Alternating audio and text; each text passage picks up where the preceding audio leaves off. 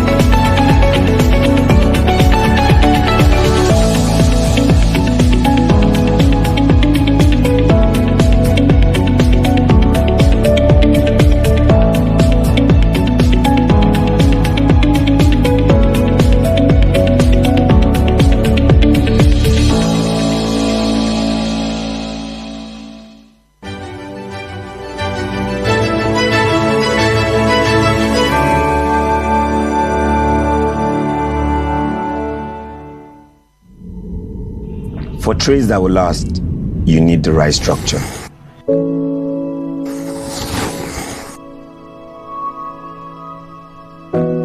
For a business that will work, you need the right support.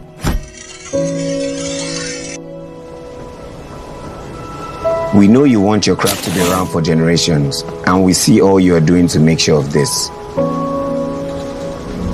We know you want to expand your business and would not mind a little help. We have created unique solutions for you. From everyday banking needs that save you time to funding your business dreams. You know your business and we support your needs. Let us help you build for tomorrow. Open an SME account today.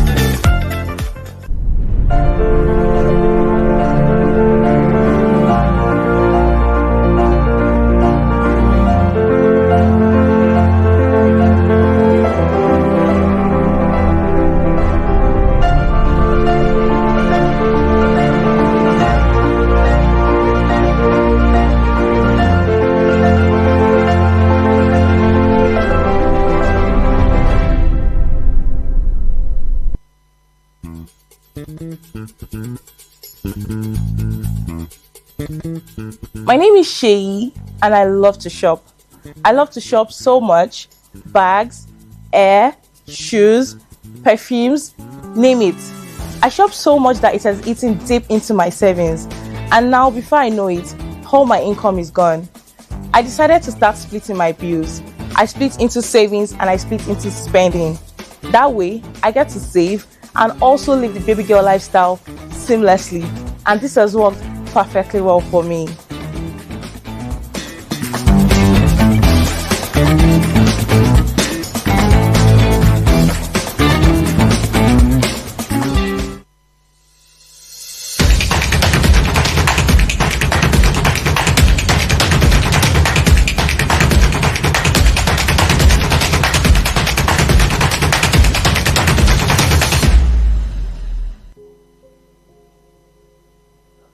My name is Chukwudi Odede. I'm a father of two. When I started working, I was very young. And what I needed in life as a then was that I needed to get a good house, feed well. And I also told myself, I'm going to have 3 children. Along the way, many things started happening. When I get salary, it becomes hard for me to save. Nobody told me how to save money. I have to use my party to know that I have to save money to take care of things in future. Yeah, as it is now, I've told them that even if they save 100 naira, 200 naira, at the end of the day, they will become millionaire with that small savings they are making, so that they become better than me in life.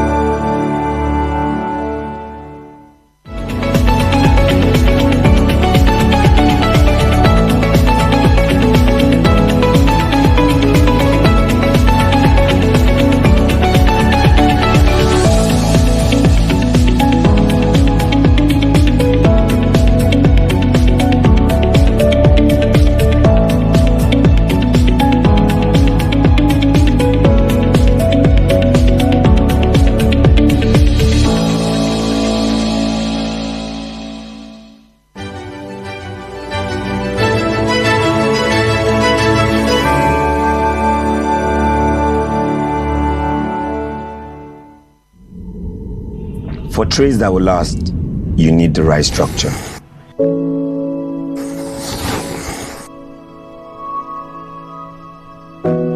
For a business that will work, you need the right support.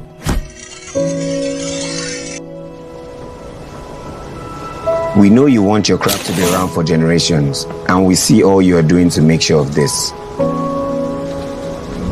We know you want to expand your business and would not mind a little help. We have created unique solutions for you. From everyday banking needs that save you time to funding your business dreams. You know your business and we support your needs. Let us help you build for tomorrow. Open an SME account today.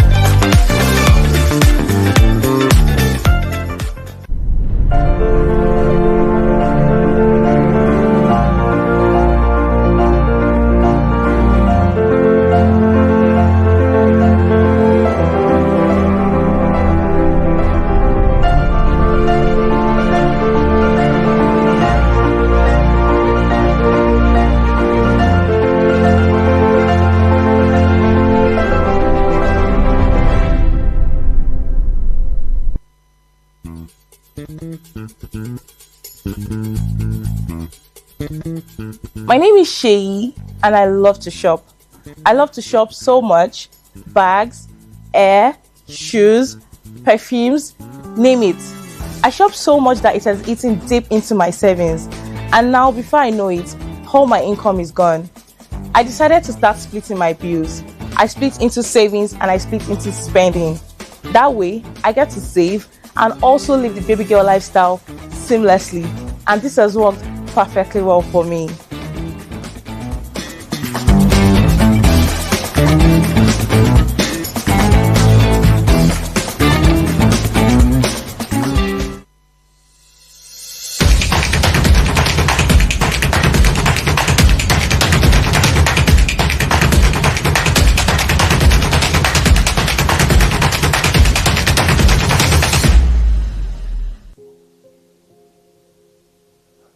My name is Chukwudi Odede.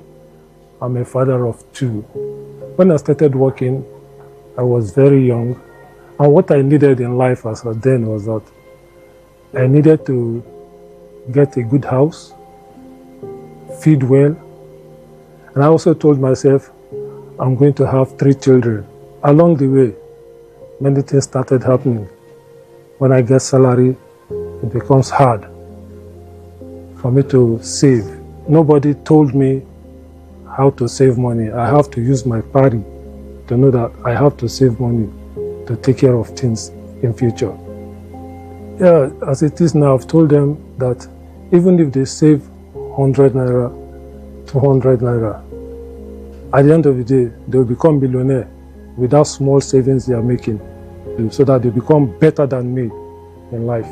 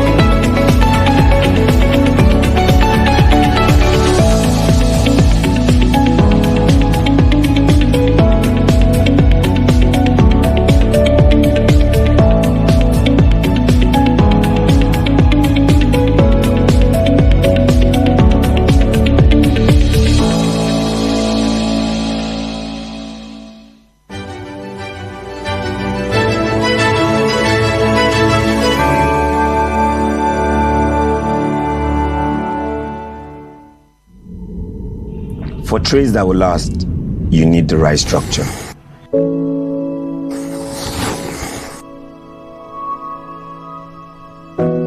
For a business that will work, you need the right support.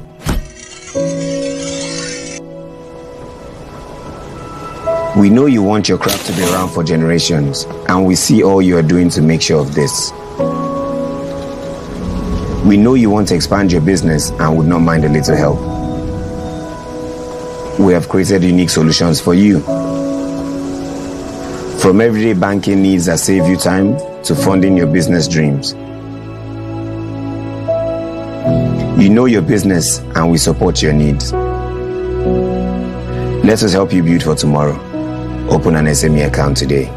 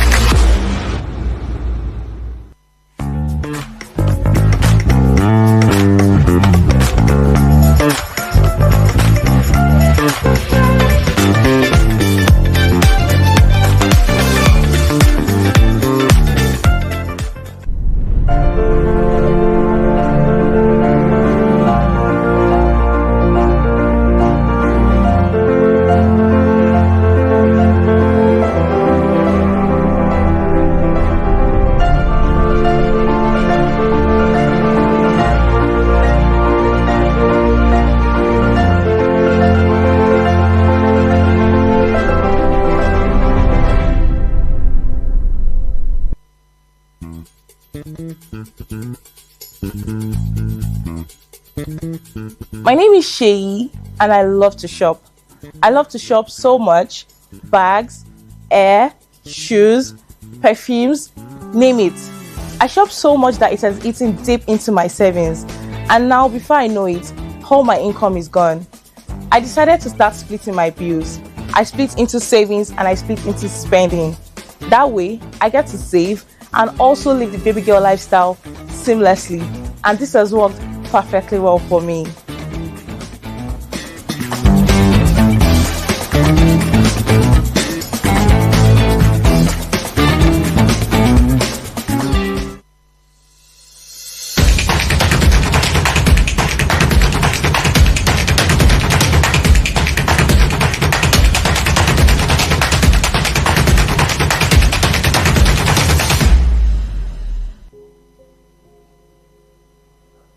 My name is Chukwudi Odede.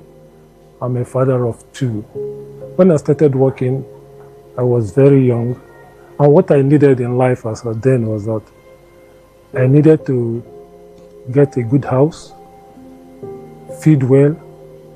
And I also told myself, I'm going to have 3 children. Along the way, many things started happening. When I get salary, it becomes hard for me to save. Nobody told me how to save money. I have to use my party to know that I have to save money to take care of things in future. Yeah, as it is now, I've told them that even if they save 100 naira, 200 naira, at the end of the day, they will become millionaire with that small savings they are making, so that they become better than me in life.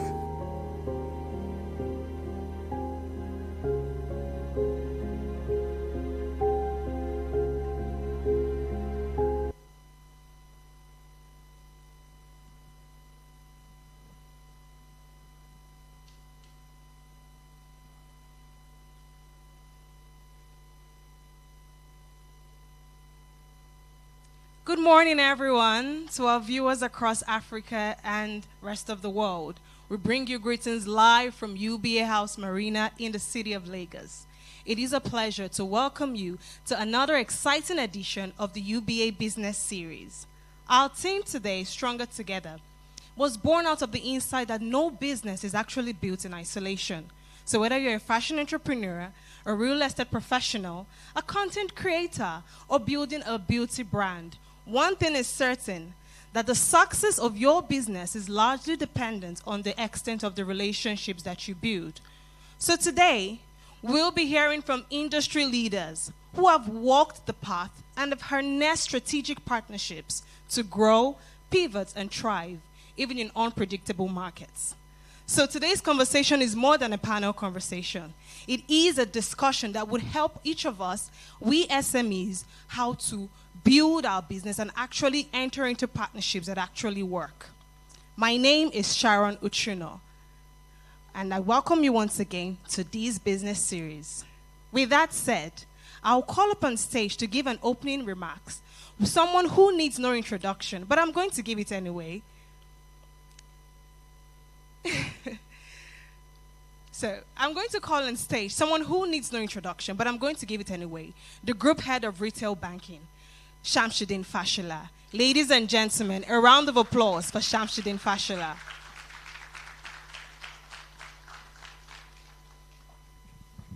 Thank you, Sharon.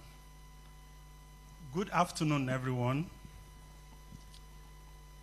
Esteemed guests, entrepreneurs, and business leaders, welcome to the second edition of UBA Business Series for 2025, which is themed Stronger Together, Building Powerful Business Partnership for Progress. We are thrilled to host this transformative event here at UBA House, Marina, Lagos, and virtually across the continent as we empower micro, small, medium enterprises, MSMEs, with practical strategies to thrive in today's dynamic business landscape.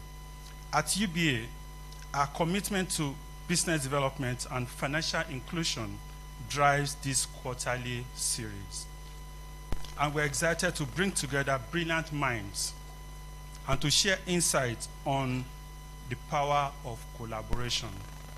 Today, we're privileged to have an exceptional lineup of speakers: Dabota Lawson, Wale Ayilara, Mai Atafo, and Peace Hyde, who will inspire us with their expertise and experience in building resilient partnerships. Whether you are joining us in person or online, let us seize this opportunity to learn, connect, and grow together. Welcome to UBA Business Series. Thank you. Over to you then.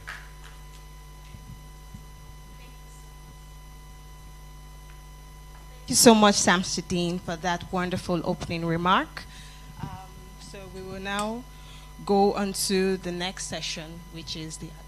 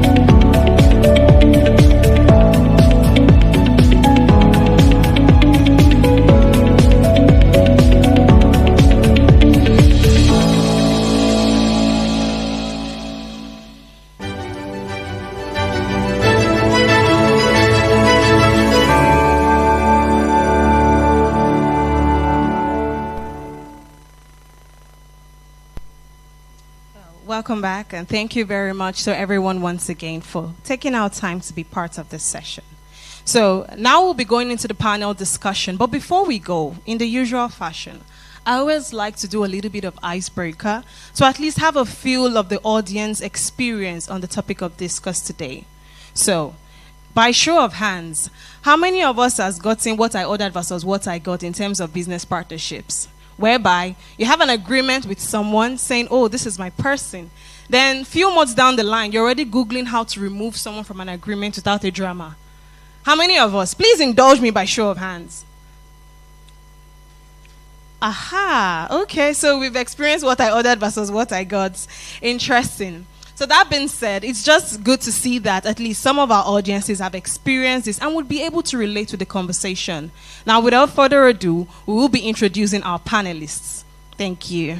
Dabota Lawson is a leading beauty entrepreneur and founder of Dabota Cosmetics and Dabota House of Beauty, two brands that have set new standards for inclusive beauty in Africa. She has been featured in top publications like The Guardian, Vanguard Law, and the UK Daily Mail. As a global spokesperson for Ito, she champions innovation in beauty, fashion, and tech, and has been invited as delegate to the UK House of Lords and the British High Commission. Dabota continues to inspire beauty entrepreneurs across Africa through her laudable work. Wale Ayilara is a real estate entrepreneur and founder of Landway Investment Limited, one of Nigeria's fastest-growing property development firms. Known for his focus on urban transformation and smart living, he has led major residential and commercial projects across Lagos. A Forbes Africa 30 Under 30 honoree, Wale is recognized for using strategic partnerships to drive innovation and reshape Nigeria's real estate landscape. Peace Hyde is an award-winning media entrepreneur, filmmaker, and the creator of the hit Netflix series Young, Famous, and African.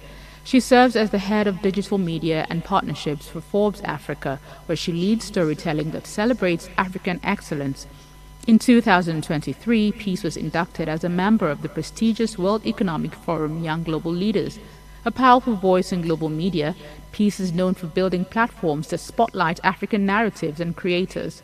She has been featured in CNN, BBC, and Bloomberg, and continues to inspire content creators across the continent with her expertise in storytelling, brand building, and cross-border media partnerships. Mai Atafo is a renowned Nigerian fashion entrepreneur and founder of Atafo, a premium brand known for its impeccable tailoring and timeless style. After a successful career in marketing and brand management, he transitioned into fashion and quickly became a leading figure in Africa's style scene. Celebrated for both his design and business acumen, Mai has built Atafo into a symbol of craftsmanship, using storytelling, brand positioning, and strategic partnerships to grow a sustainable fashion business. Thank you very much, and thank you to our panelists for taking our time to be part of this conversation. Right, so let's get right into the topic of discuss today. And I'll start with the general questions. What inspired you really to start your business in such a competitive landscape, and how do you manage each business to ensure relevance? Let's start with you, Dabota. Let me first start by saying thank you so much for having me here. It's an honor to be here with you today. I do really appreciate the opportunity. So to answer your question, I started Dabota Cosmetics from a place of frustration and vision. For about 10, 15 years, I was struggling with hormonal acne. And at the time, I was in school in the UK. And what I found was, whilst I was experimenting my way through beauty, I was paying dearly for it with my skin and with my confidence. And times where I would find a brand that would have a small print saying suitable for sensitive skin, I wouldn't find my tone, a foundation or a powder that would match my skin tone. And I've always been in love with beauty. So my background in finance, economics, and accounting turned my emotions into a vision. And that's how Dabota Cosmetics started.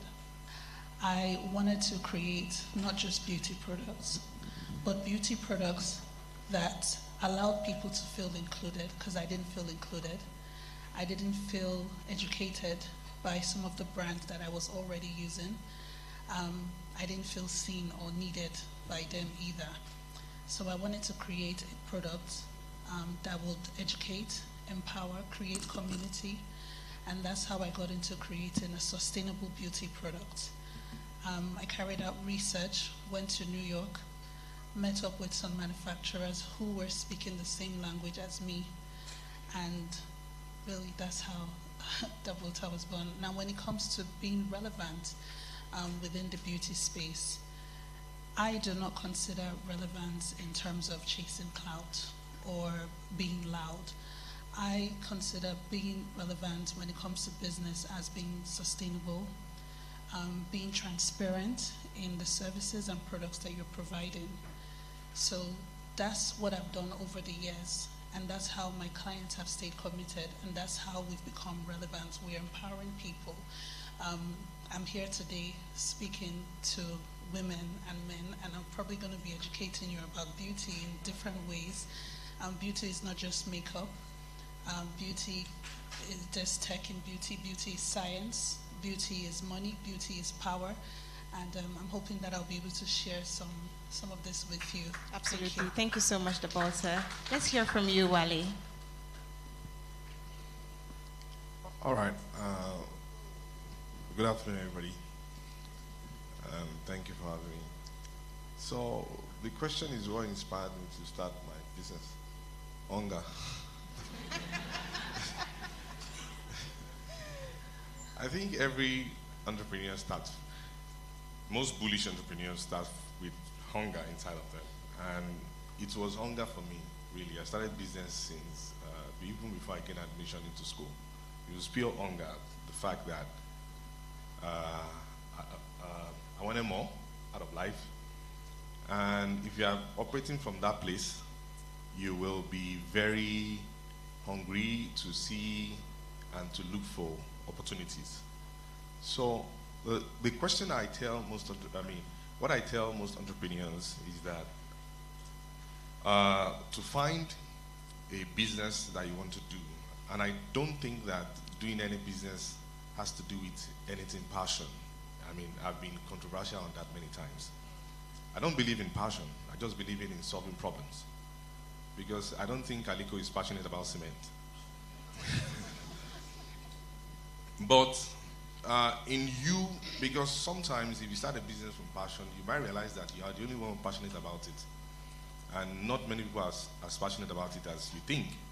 You are only you are excited as an entrepreneur, but nobody is buying your product. So you keep telling people about your product with joy and so much passion, but nobody's buying. So I tell people that to find, and there's a lot of opportunities in Africa, but to find the right business to do, all you need to ask yourself is that, where is everybody's money going? Every time when you make money, and we all make money in different capacity, where is everybody's money going? I can tell you, I can dissect for you where all your money is going. Some of you are paying rent, food, transport, you're buying data, which is in communications and all of that. And just find, and there is huge value chain within all of these different sectors. Just look for that opportunity there and grab it. When you make success from any opportunity you find, then you can follow passion. Because even your passion will need funding. Because your passion can turn to passion and flog you. So just look for that opportunity, look for everybody, where everybody's money is going, and then go and get your own. Because you are paying people every day. And as long as you pay people, you also need to be paid. All right, thank you very much. Thank you so much, Wale, for that. So let's hear from you, Peace. Good afternoon, everyone. First, I want to say a very big thank you to UBA. They actually flew me in from Ghana. So I'm very privileged, and thank you for putting in the work as a team to facilitate me coming to Nigeria. I mean, I live here really, but I was doing a project in Ghana. For me, I'm a bit different from Wale because we exist in the creative economy, and our currency is attention. And so what that means is when you want to connect with your audience or people you're speaking to, you need them to be passionate about what your message is. And why I think that's important. As he spoke, I was like, oh. But I mean, I started my career actually as a science teacher. I taught chemistry, biology, and physics in London. And I was born and bred in London, but my parents are Ghanaian. And I always was tired of the image of Africa. We're constantly seeing the negative headlines, the kwashiorkor, the poverty, the famine, the flies. And honestly, I just got tired of the image we were fed. And so I wanted to find out, it can't really be like this. And I decided to come on holiday and never went back. So clearly it wasn't like that. But what was powerful to me is I started my media journey in Ghana. And I found that it was important for us to tell our authentic stories. As someone who believes in education as a former teacher, it was important for me to be qualified, and I got my master's. And part of my master's in journalism was to write for a publication, which meant I would be writing for Forbes Africa, which relocated me to Nigeria. And I was very privileged to come in contact with some of the most exemplary entrepreneurs I have ever met in my life. They really put a fire under me, but more importantly, they owned their stories, they owned their authenticity, they owned their realities, and they made sure that their wildest visions would be their reality at all cost. And watching them one by one as I interviewed them, as I watched their journeys evolve over the years, it really inspired me to say, well, while I'm celebrating these exemplary Africans for Forbes Africa, when will I tell a story that means everything to me? And I left my whole existence in London to come and find out what is really Africa like.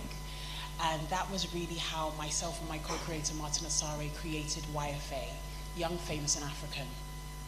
It was Netflix's first unscripted original. And at that time, we really had the Big Brother reality show unscripted format, which I'm sure you're all familiar with. But it was very rare to see a group of people following and living their daily lives with no filter, no script, no control, just letting them be their authentic self.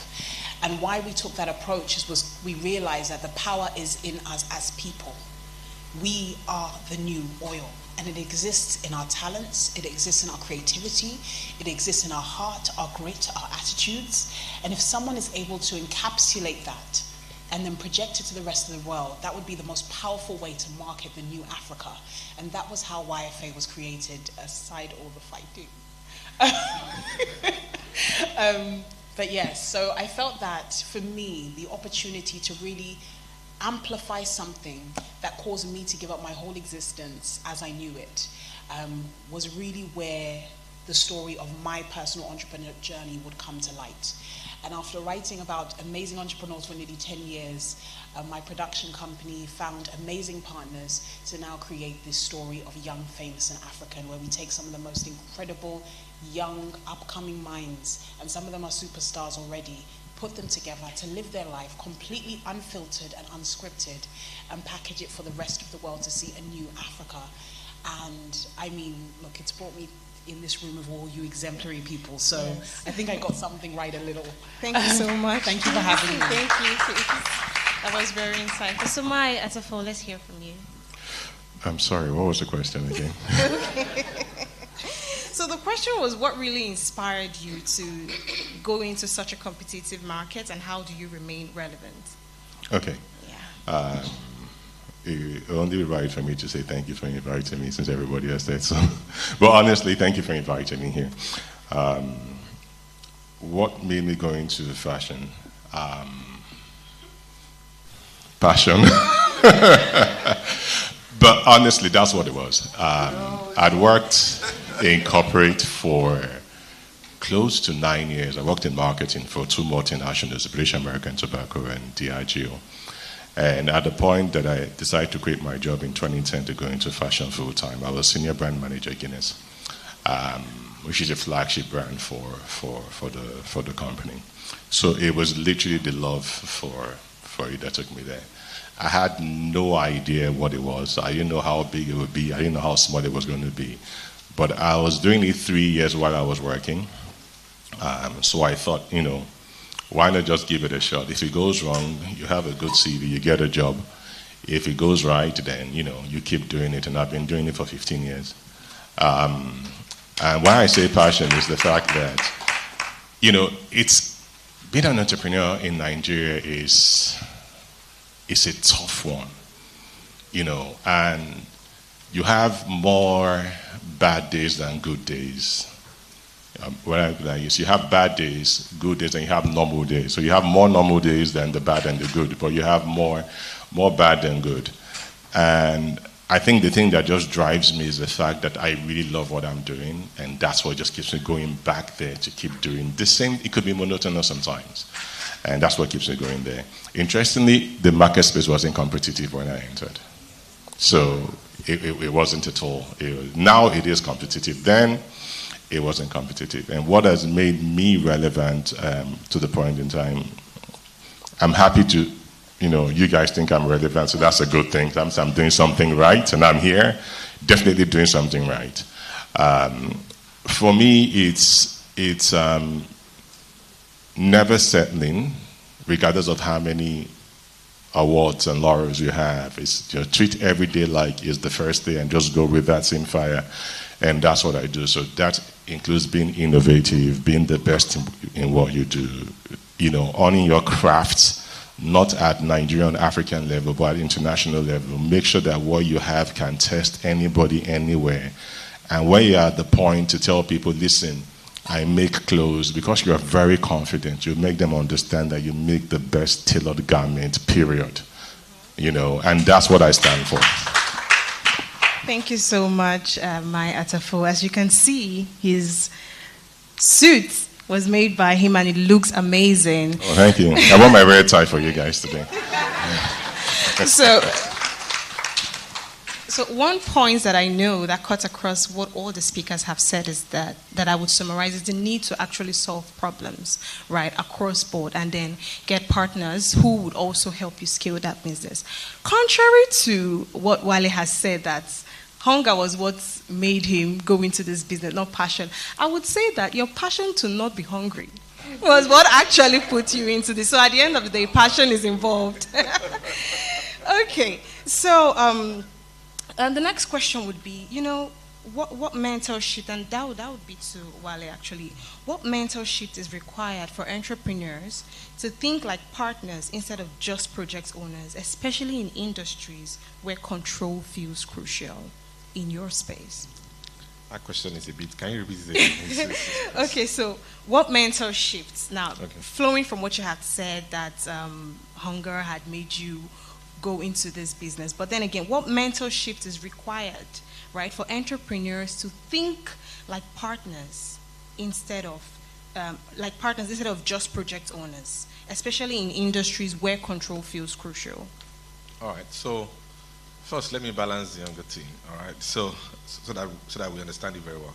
It's hunger for opportunities, yes. So I started business when I was in school, so it was quite, you have to be looking for opportunities. Absolutely. Everywhere. So, but I think that to your question now, I think entrepreneurs have to now be stewards of their vision and of the people who work within the vision, because it's quite different now to just say you just want to be in control, you want to just be owner of the business. It's to run a business in Nigeria now, you need double dose of mental toughness to run a business and grow a business. In fact, to grow a business in Nigeria, it's a different ballgame. But to scale a business in Nigeria, it's very tough. So you need to be, for lack of a better word, you need to be jack of all your business trade. You need to know about everything that you do, because sometimes you might have to get things done yourself. So you need a lot of mental energy, you need a lot of, resilience, you need all of these factors. Because growing a business in Nigeria of now, it's so different. You need all your energy for you not to break down. Because sometimes, like Mai said, you have bad days, and you have a lot of that. A lot of things can shift immediately. Certain things that are not even within your control, and then you have to still maintain flexibility to be able to, run your business. But importantly, I think that businesses have to be extremely very nimble, no matter how big you become as a business. And when I use the word nimble, it's about you. I think that's the word for new business enterprise that would scale the hurdles of Nigerian economy. You have to be nimble, and nimble in your decision making. That is, you can make a decision today, no matter how big your business is. You must be able to wake up the next day, and if anything changes at all, you have to be able to change the decision. So you can start your business from a very small. Your business can look like maybe a small car that you can turn from anywhere, but you can grow that business to become a train. But no matter how you grow the business to become a train, you need to be extremely very nimble. Don't make your decisions very rigid. Don't. In fact, if you make rigid decisions as a business owner, you're actually likely going to fail now in this because things can change. So you have to be very nimble, and I guess nimble is the word. Thank you so much. So I would guess that would also be around flexibility in your decision making as well. Okay, thank you so much. So Dabota, this question is for you. For someone starting out in the beauty industry, what is the smartest way to build partnerships?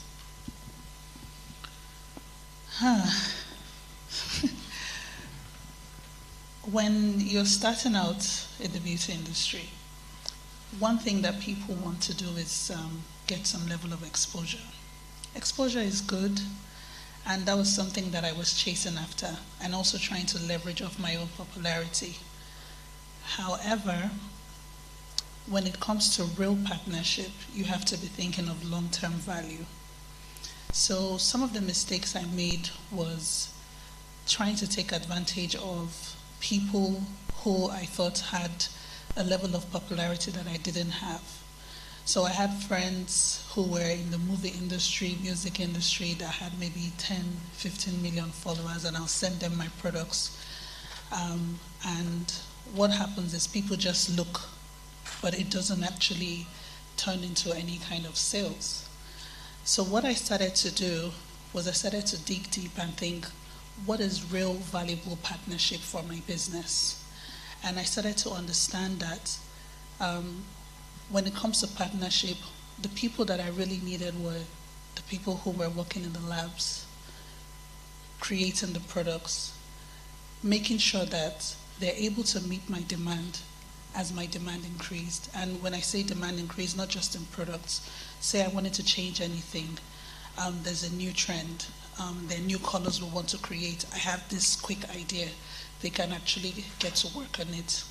The logistic companies, how quick are they able to come from the point of picking up to delivering to my clients? Do they really understand my service level engagement with my clients? And then when it came to influence, I started to realize that the people I really needed were people who were, I would call them drivers in my industry. So I started to partner with makeup artists, beauty influencers, beauty writers, and even myself. I started to use my own platform and I started to speak more, started to showcase my products myself. So when it comes to partnership, in conclusion, it's very important that you're leveraging off of people and businesses that have long-term goals and results, such as your brand. So I'll give you a typical example.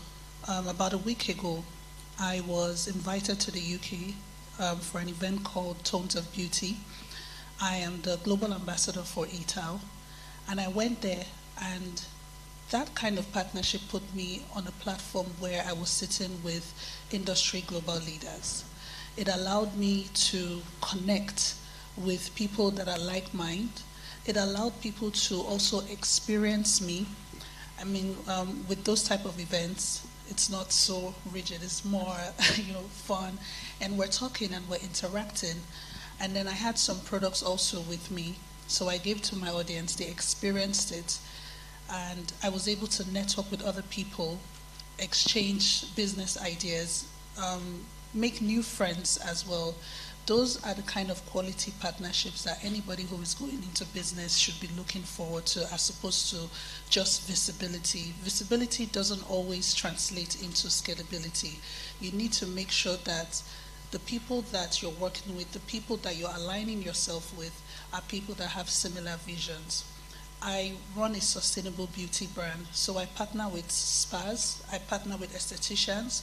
When you go to an aesthetic clinic, the last thing you want for a treatment, the last thing you want is after your treatment to go and use makeup products that can have a counter effect or make the situation worse.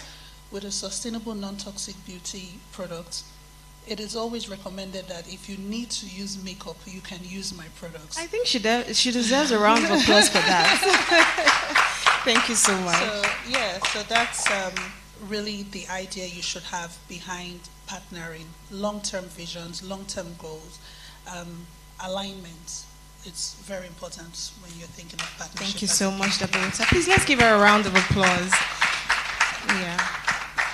So one key thing that she had also said was that whatever partnership that you're going to, that's what I took away from what you have said, was that it should align with your own goals as well. And then you also have to be flexible. It also points out to what Wale said on flexibility in decision making, because when there's a new trend, you want to communicate with your partners at the lab on how to change certain things. So it all boils down to that. Thank you so much, Dabota, for that very enriching insight. So, Peace, in media, right? Media is often built on collaboration and competition as well. So how do you partner in a space where ownership of narrative is a power? Thank you. I think that the media game is slightly different because the product is really your IP. It's what's going on in here and your vision. So when you're looking at partnerships where the media industry is incredibly competitive and cutthroat, an idea that you share can end up being basically developed on a platform that may have more funding, may have a better network or better partnerships within 24 hours of you sharing it with someone while you're busy looking for funding still and seeing who wants to partner with you. And that is the reality. Now, because of that, I think that when you're looking at partnerships, your first point of call is actually identifying the value of your IP. And how that comes in with a creative is you have to actually understand that every idea you have could be your next huge idea.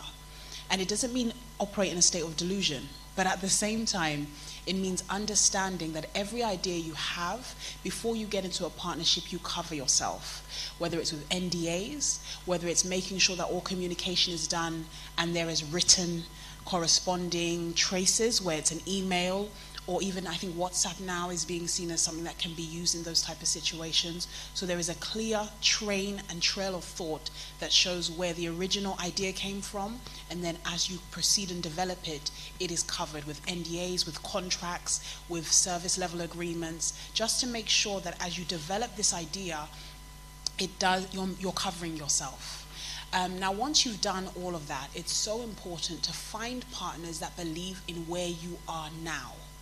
And why I say this is, young, famous, and African, at that time, I was a journalist. And a lot of the people that I spoke to have no knowledge of me working in the producing or content creation space outside of writing stories.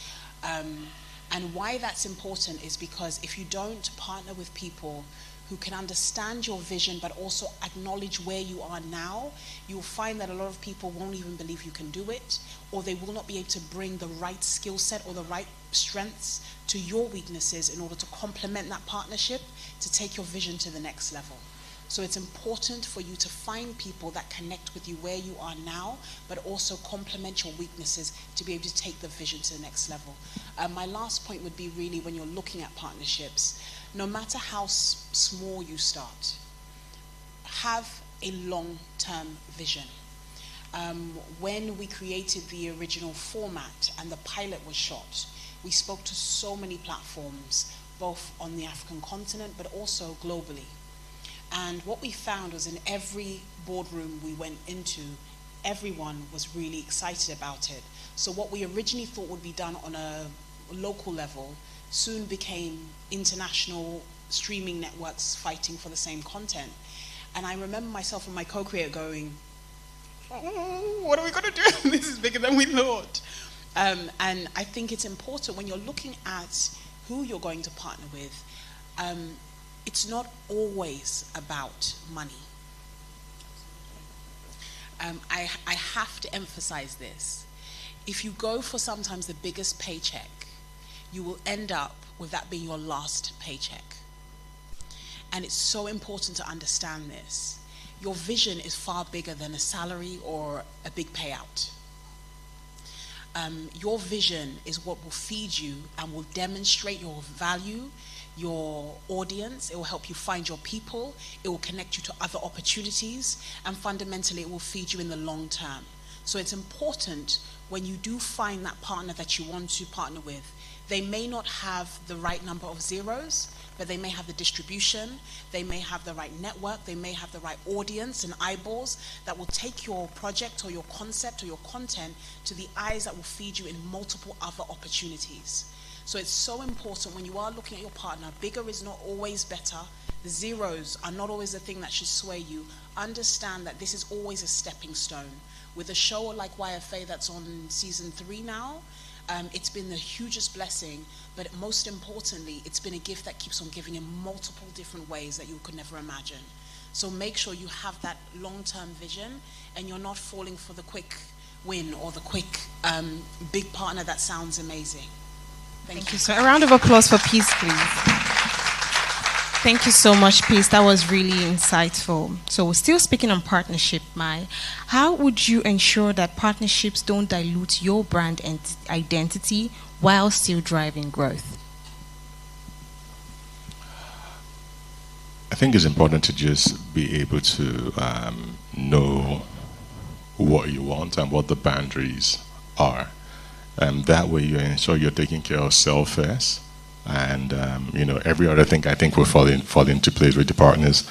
In my line of business, it's quite interesting that when you start, you don't see what partners are like. You just do things.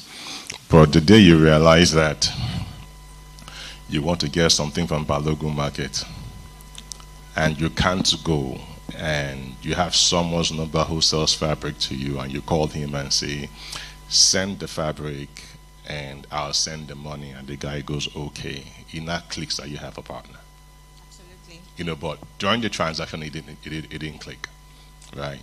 And, those kind of things happen sometimes when maybe the person running the errand for you didn't come to work, so you make it work and realize, oh, okay, this can be a way we can transact, going forward.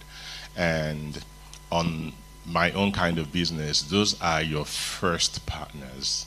Someone can give you fabric consignment of, 2 million naira and not even worry. But, you do not know you have invested that kind of money in the person already. They know because they're on the receiving end. So I think it's just clear to, define your boundaries so you do not slip. And it happens to us a lot in fashion.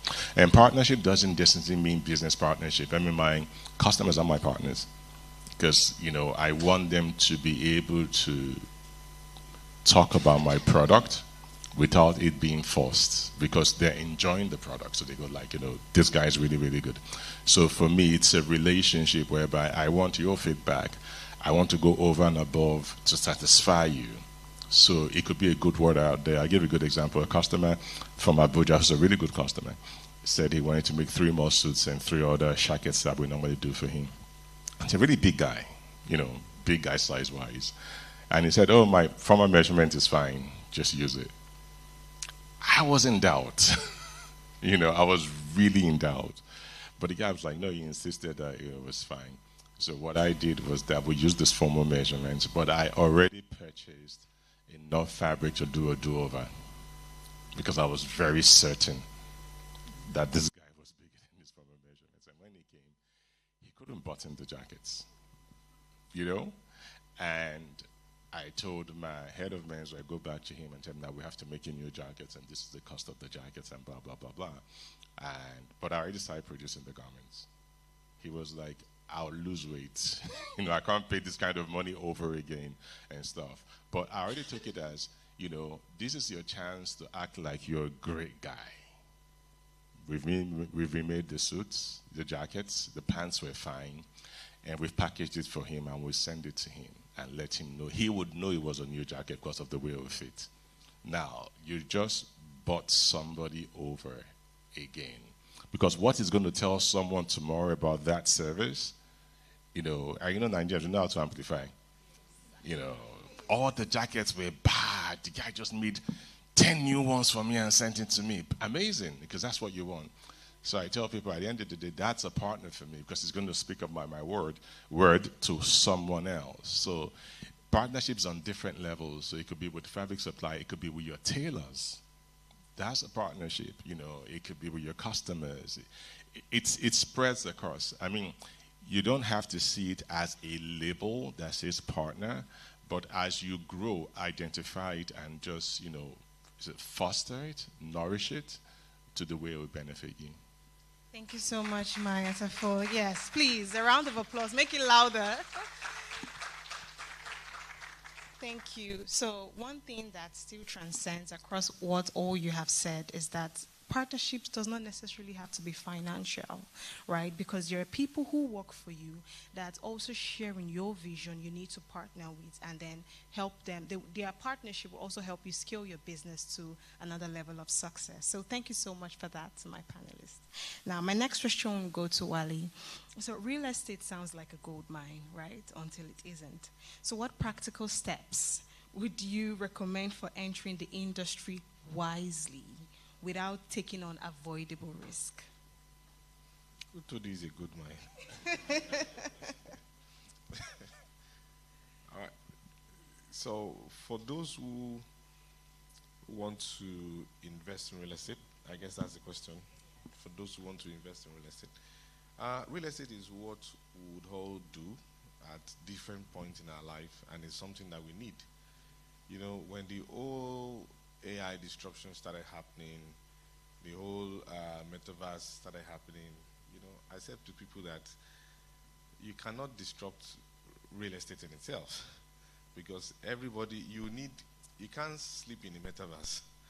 Even where you need to use the metaverse self, it's a place you need to. So, I mean, there's a whole lot of, we all move from one real estate to the other. Your office is real estate, your house is real estate, your hospital is real estate, your church is real estate, your mosque is real estate. So it's real estate. So it's a game that, I mean, it's a business game that we all have to play, and it's an inheritance. So, but one of the things that most people are very scared about is, first they think about the kind of money you need to put into that kind of investment. And in Nigeria, there's a whole lot of bad narrative with real estate and all of that. And so I tell people that, and you can start small, and that's what people don't realize. You can co-own with some friends. Even before I knew that I was going to end up in real estate, I started real estate from university. And I started real estate not knowing I was still going to end up doing real estate. So when I was on campus, there's always this problem of accommodation for new guys, because the old guys won't leave until they finish their project, until they get mobilized for NYC and all of that. So new intakes don't get quick accommodation. Then I thought about it. I said, you know what, let's come together. So I told five friends. I said, you know what, let's put money together. And then they all asked me, where are we going to see this money? I said, well, I'm going to put my school fees in this thing.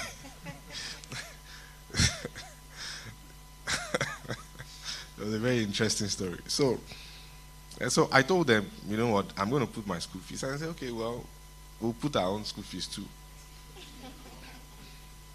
And the funny thing is that in that school, if you don't pay your fees, you're not writing exams. So we decided to build 6 rooms, what they call face me and face you. So we built 6 rooms, 1 room for each person. But it would take us, what we didn't realize is that it would take us 3 years rent to get the money we've invested back.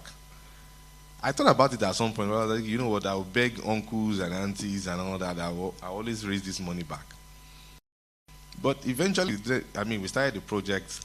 I was a building contractor. Started the business, started the project. We were able to plaster the rooms, but we didn't plaster the corridors and all that. Just put it together, and we rented out immediately. And that was my first real estate. I later donated it to a fellowship on campus, but it was a way of starting real estate. I could still be earning rental income from that now. So you just start small in different ways that you can start. You don't have to have all the money. Just come up with a few friends and I've seen people do that over and over again and all of that, because it's something that you will have to get involved in. It's investment. It's one of the ways that you can sort out yourself in the future, either through rental income, either through capital gain. Is one of the ways to sort yourself in the future. In fact, I tell my friends that one of the ways that I'm going to pay school fees in the future, which is going to be expensive, I tell people, just prepare for it, because things don't get cheaper in Nigeria. Never gets cheaper.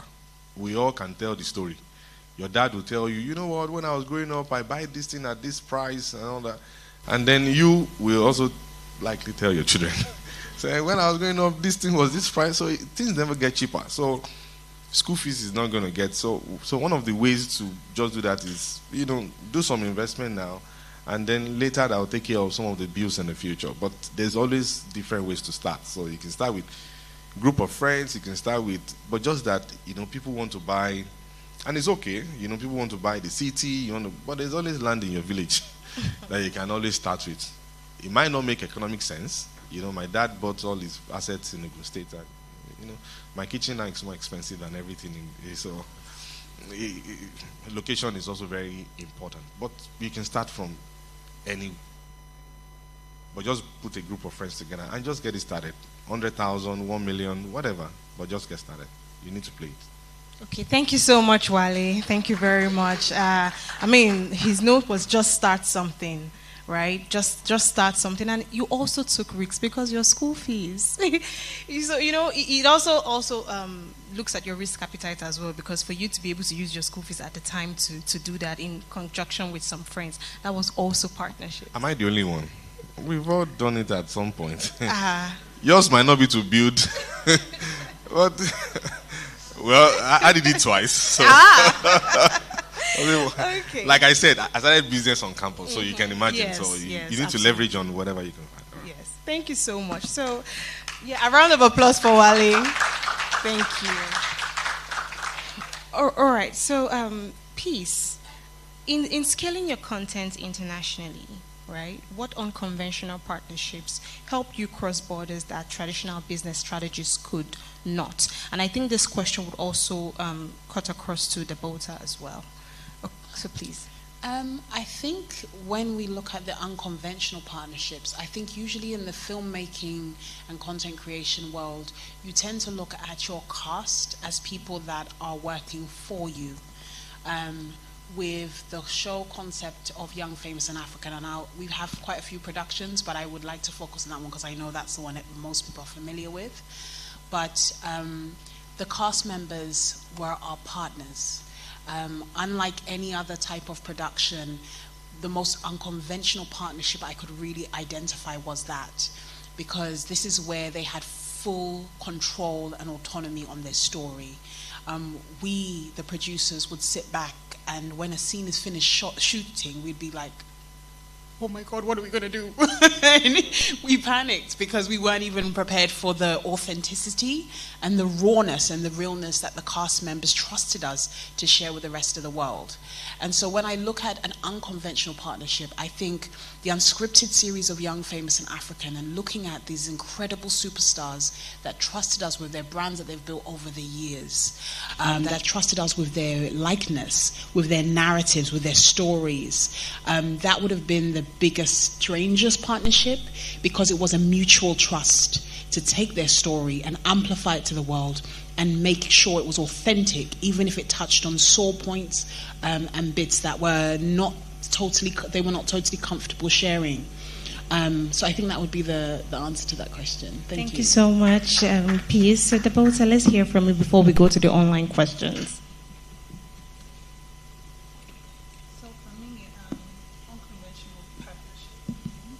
Unconventional partnership as a beauty entrepreneur is me sitting here. Because somebody is somewhere saying, what does makeup have to do with UBA business series?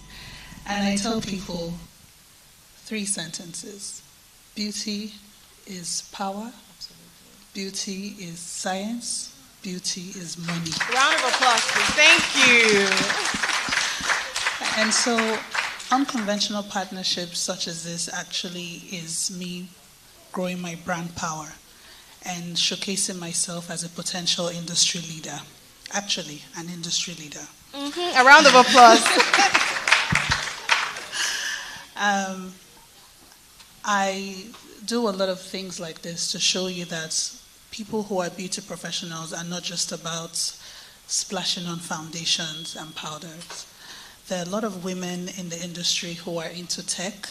There are a lot of women who are into the healthcare, who are into aesthetics, who are into engineering, and so many aspects to the beauty industry. Manufacturing of beauty products starts from people who understand the science, people who understand the technicalities of using machineries to create these products, people who are cosmetologists that actually create the formulas, and then you have people like me who bring them to the market well packaged and present them to you. Unconventional partnerships for me is me speaking at the UK Parliament on sustainability, because my business understands what ecosystem friendly adaptation in business is all about. So when I'm seated there, someone will say, What does Dabota have to do with UK Parliament? But we are a sustainable beauty brand, and sustainability is a big deal in the world right now. So yeah, these are some of the things that I do. I've worked with the government institution to the capacity of empowering women. Again, someone will say, what does makeup have to do with empowerment? But there's so many women that need to develop skills, vocational skills, interpersonal skills, to one day become a Dabota or even greater than Dabota. So these are some of the unconventional partnerships that we do or we carry out as beauty professionals. I'm on TV. I'm on a reality TV series as well. So in that environment, I showcase the human side of me. I showcase my flaws. I showcase my strengths. Parts of me that you wouldn't see on social media. Sometimes you can't help it. I'm sure Peace will understand it. When the camera is in front of you and somebody's just ticking you off, you just, you react as a human being. And those sides of me are relatable and usually translate into me scaling my business. So, yeah. Thank you so much, Dabota. That was really insightful. So before our panelists give their final comments, we have some questions from our online audience. So this is a question from Stella Riungu from Kenya. What are the common red flags that can ruin promising partnerships, and how can we avoid them from the beginning? So I think this question cuts across all our speakers, so we can just hear from each one of you, starting with Mai Atafo, please. Stand again, sorry. It's what are the common red flags that can ruin promising partnerships, and how can we avoid them from the beginning? Oh, that's a very interesting one, because sometimes you enter into these partnerships without even knowing that they are partnerships. So trying to even identify a red flag within what you do not know could be difficult. But I think that if it's an established kind of partnership, you should look out for the fact that you are benefiting, right? If you are at about the same capacity with the person you're dealing with, and you cannot actually see the tangibles in the partnership, I don't think you should partake or participate, or do with caution, because sometimes they may come around and bite you, so I would always say, try to understand the most you can, and if you do not engage. I live by a simple principle that if I do not know what the benefits are, right, and I do not engage, I will never know. So it's like, walk with me through that door, and there's a possibility you make 1 million naira, right? Okay, I'm not going to work because they're probably not going to be 1 million naira. I look at the other side of the cup. So I look at it as half empty rather than half full. And that's the way that I treat relationships and partnerships. So if I'm not missing anything, then I'm not missing anything. If I'm missing something, I may be missing nothing at the end of the day. So sometimes it's just like, you have to make that call yourself. It's part of being a man, okay, or being a grown-up, or being an adult. Making a decision is the easy part. Living with the consequences of your decision, if it's right or if it's wrong, that's what makes you an adult. So you have to deal with that.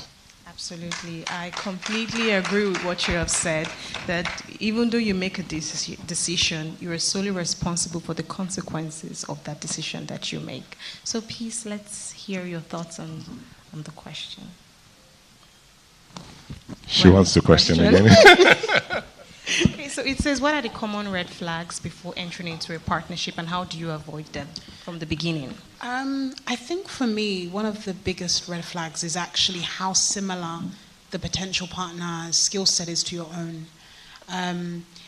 It's really important when you're looking at joining forces with someone that you are joining forces with your weakness. So identify in yourself, what makes me strong? What are my advantages? What am I good at? Is it access? Is it creativity? Whatever that is, find a partner that is strong in things that you are weak in. It doesn't help if you're both the same model. If you're like, oh my God, we're exactly the same, that's the red flag. And it's the most comfortable place because it's familiar.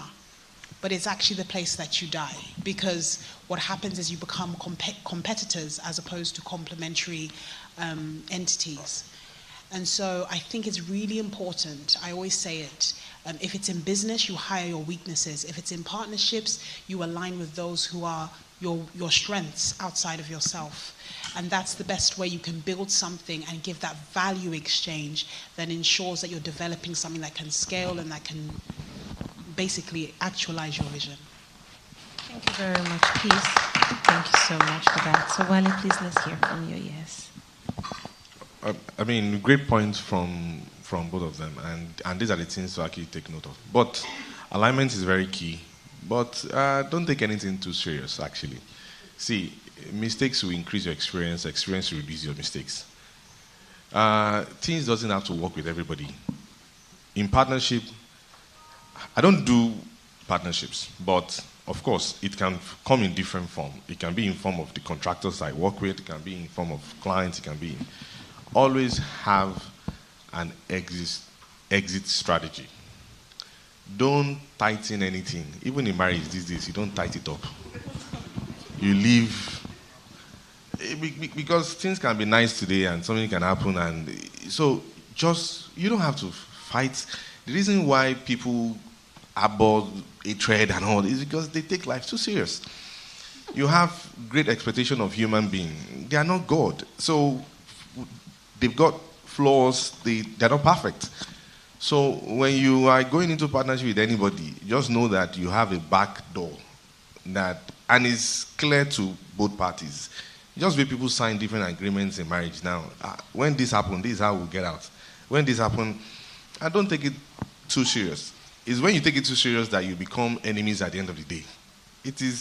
You are not in alignment with my values again. You are not in alignment with my business goals again. You are not bringing in the same energy for this thing to work. You are not bringing the strength that is needed for this thing to work. So, and let everybody be on. It's like having a JD. This is what you have to do. This is what I have to do. If you don't do this, then this thing will not work. And if it's not going to work, you shake again the way you shook when you were starting the entire thing, and then you hug each other and say bye-bye, you know. So, all right. Thank you very much. Thank you so much, Wale. Okay, so for me, a typical red flag will be someone who lacks transparency and does not understand discretion. With the kind of business that I'm into, it's very important that you're transparent, whether it's a manufacturer, whether it's a distributor, and it's also very important that you understand the meaning of discretion. My industry is heavily saturated, so if someone came to me and wanted to do business with me, and all you're doing is talking about somebody else's plan, to me that's a red flag, because the minute I start to plan something with you, somebody else will start to hear it. And if that person is faster than me and has more money than me, then they're going to go and manufacture that thing. And I would wake up one day and all of my ideas and dreams has gone to somebody else. So for me, transparency, whether we're signing contracts, whether we're just having a conversation, we need to be transparent. And then you need to know where from transparency between us, the discretion starts. That's pretty much a red flag for me as a business owner, is somebody who just doesn't understand discretion and just doesn't know how to be transparent and when to draw the line. Yes. Thank you so much, Dabota. Thank you to all my panelists. You know, one key point that Wale and Dabota had also mentioned was, one, have an exit strategy. It boils down to the question I asked earlier on during the start of the panel discussion, that how many of us have been into a business and then 6 months down the line, you're already looking for how to pull out from an agreement. So have an exit strategy, and discretion is really, really important in entering partnerships. So we have a specific question for Peace from our online audience. It says, as an entrepreneur in the media space, and with the high rise for storytelling in business, how do you recruit a team key into your vision that aligns with your organization? I think it's important to be very clear about what you're trying to achieve. Be comfortable with people not agreeing with your vision, But by you being bold and being loud and being clear about your vision, that's the only way you're going to find your tribe.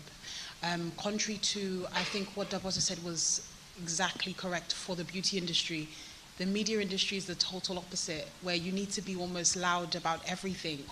And it's such a strange way of existing, because I actually, as an individual, with the businesses that I run outside of the media industry, I am the most, quiet. I'm like, oh, don't tell anyone. But when it comes to media, you need to be bold, you need to be confident, you need to be able to sell your vision. I remember when we walked into rooms talking about some of the concepts that we've created. At that time, it was the first concept we had ever created. But I went into that room that I was Steven Spielberg and I'm about to change your entire life.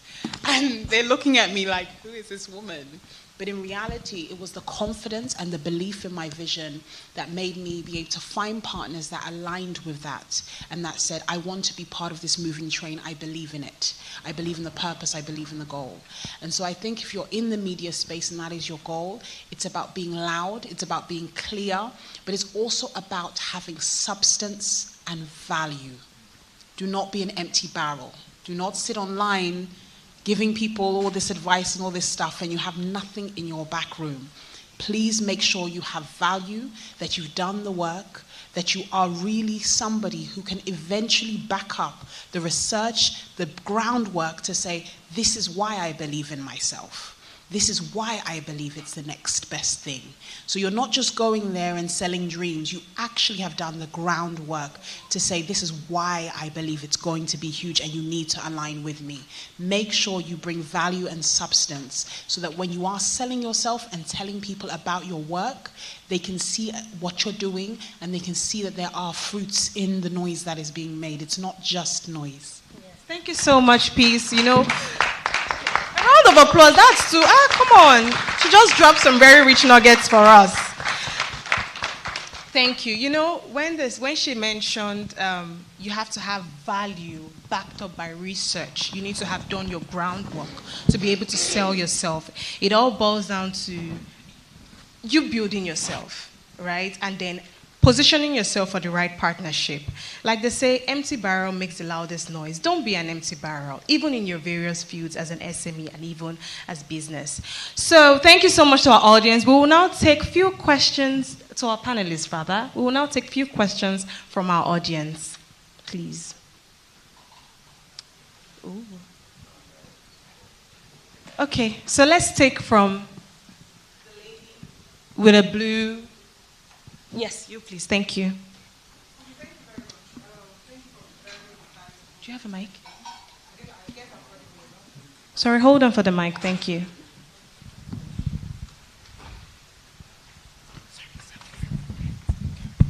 Thank you very much for the very insightful questions. Good afternoon, everyone. So my question might appear funny, but I'll just ask it. The topic today speaks to stronger together, building a powerful or successful partnership. So do you consider family as potentials for building such viable partnerships? Thank you very much. So let's take another question. Okay. Gender balance. The guy in a blue suit. Thank you so much, panelists, for the discussion. So my question is directed to Mai Atafo, and thank you so much for what you're doing in the fashion industry. It's really, really commendable. Okay, for someone that you had a background in corporate world, right? Like you worked in the corporate sector before transitioning into fashion fully. How easy was it? Because I remember yesterday, I got home around 7:45 and I started to go on my machine to sew and like deliver something this morning. How easy was it? And also, when did you have like the final decision that, okay, I'm dropping this corporate, I'm going fully into fashion? Like when did it like strike, like, okay, you know that you're doing this and you went for it? Thank you. Thank you very much. Can I answer now before I forget the question? Okay, so you answer that. All right. I'll answer the second question first, what I knew was time. When my boss spoke to me anyhow, I was like, screw you. I'm kidding. That was not the time. Don't do that to boss. Great. So I would pick on something, right? You see, when they asked how I got into the industry, a competitive industry, I said it wasn't competitive then. It's very competitive now, right? And for someone like you that's trying to get into the same business, you have to think about it like that. So you can't start small. And when I mean small, you can't actually start with you sowing it and delivering it as a business. So you're moving from where you are an employee to when you are actually just employing yourself, meaning that if you're ill, means there's no money. Right? So you are not an entrepreneur, you are self-employed. So self-employed means you're working for yourself. Meaning if you're not working, you're not earning. Okay? You know the number of times you told them you are sick at work, but you're not really sick. You still got your salary at the end of the month. If you tell yourself you're sick when you own your business, then there's no money. Right? So I think that what you should try to do is to have, and this thing may sound very cliche, have a vision. And I won't use the word vision. I'll say have a picture of where you want to get to. Right? And as you're working, try to build it. And I think that also goes to what Wale was saying, which is think of it as I want to make money. Not just as I love this. If you think of it as I want to make money, you start putting solid blocks on the ground to making money. So at the time you're leaving your job, and this is the answer to when is the right time, at the time you're leaving your job to actually do what you're doing, right? What you're doing should be able to give you 3 times what you were earning monthly. If it's not giving you that, when you go in, you'll suffer. That's when you realize that it was actually your salary you're using to run the business, not the business to run the business. Okay? So I think that's answered the second and first question, actually. I think I've answered everything.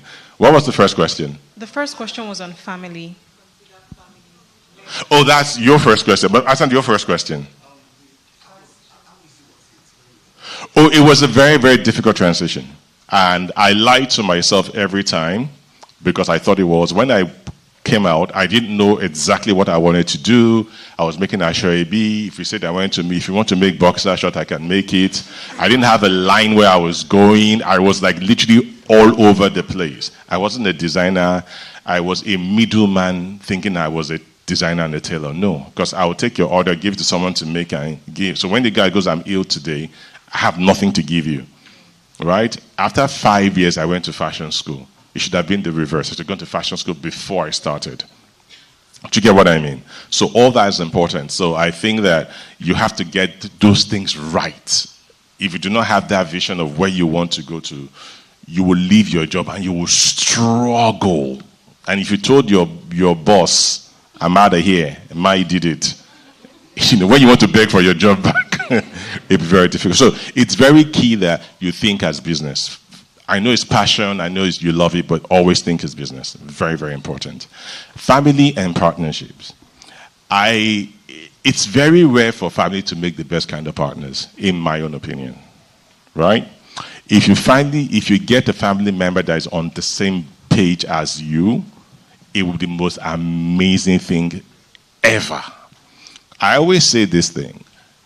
If he wasn't your brother and she wasn't your sister, they most likely wouldn't even be your friend in real life. That's why I say blood is thicker than water, yes. Because if there was somebody you just saw here and you try to actually find something in common, it'll be hard. Right? But when you do and you click, it's unbelievable. And I'm one of those people that is really, really lucky. I have my wife as my partner in my business. Right. She's a chartered accountant. So the books have to align. You have to give the taxman his money. Why are you doing another photo shoot? The last one cost 3 million. I have to justify.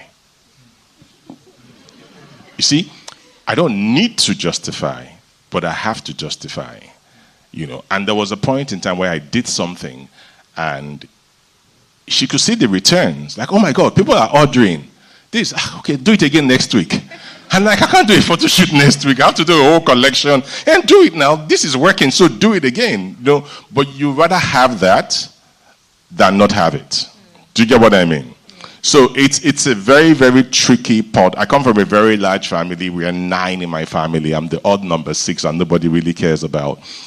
But when we're in the family meeting, I know that if I speak to 3, it is done. The other guys, we just let them have the conversation. Do you get what I mean? Yeah. So family partnership, it is kind of tricky. But if it clicks, it is fire. That's what I have to say about that. Thank you very much, Mai Atafo. So I'd like to hear our other panelists' thoughts on family, it being a good partnership. So, Peace, would you like? I think that when you're thinking of starting a business venture, run from anyone who knows you. Why I say that is because I moved countries, but I think that unfortunately, when people have grown up with you and they're friends with you, they don't see the giant in you. And that's just the sad reality. And even as you will start to grow and rise by God's grace, they will be the ones to say, but aren't you this person who just, don't you remember when? And unfortunately, they speak to the dreamer in you, not the actual growth in you. And so you need to sometimes be around people that fan your flames, that may not know you, may not even be familiar with you, but they connect with the light that is in you and that is growing, and then they feed that flame. But your family, unfortunately, they've done their role. They've been your siblings or your parents. They've raised you. They've loved you to this point. But I believe firmly, even if it means moving city or even country sometimes, the people who are your destiny helpers, and they don't have to be a big guy or a big woman. It could actually be even your age mate, but they're probably in another state, another city, waiting for you to find each other to build something that's going to change your life. But if you look around you and you go with what's comfortable, very rarely do you build excellence from your comfort zone. Thank you very much, Peace. Dabota, would you like to answer the question? Thank you. Okay, so family as partners, it will depend on what capacity they're coming in as. So if you're, like Mai said, if there's an alignment, it's explosive. Because some of the biggest businesses that exist in the world were family-owned businesses. So if you have a parent or a sibling who is ready to invest in you, maybe financially, and not actually participate, it may work. If you have a sister or a brother that has the same drive as you, same vision as you, same goal, end goal as you, it can work. However, most times, especially in today's world, everybody is just thinking of themselves, and everybody wants quick returns. So you have to be really careful. Even when sometimes families say they're interested in your business, they want to work with you, sometimes it's that they've seen that it'll be comfortable for them to just sit back and let you do the work, and everybody ends up sharing the dividend. So you have to make sure, I mean, Peace and Mai has said everything. There has to be an alignment for it to really work. Thank you very much, Dabota. All right, so let's take one question from the audience. Good afternoon, everyone. So we've been talking about Stronger Together, building powerful business partners for progress. I work with UBA. Apart from real estate, nobody spoke about their finance partners and the selling yourself, getting the financial investment, how you started and all of that. Because while everything about passion and family and all of that is good, scaling up requires heavy financial, power. And I didn't hear anything that spoke to deciding what sort of financial partner, agreements and all of those things. So it'd be nice to hear that, especially for the young gentleman who wants to quit his job and be like Mai. So that's what I wanted somebody to speak to. Thank you. Thank you. One more question. Good afternoon. My name is Toib. I want to ask a question, and it's directed to everyone in the house.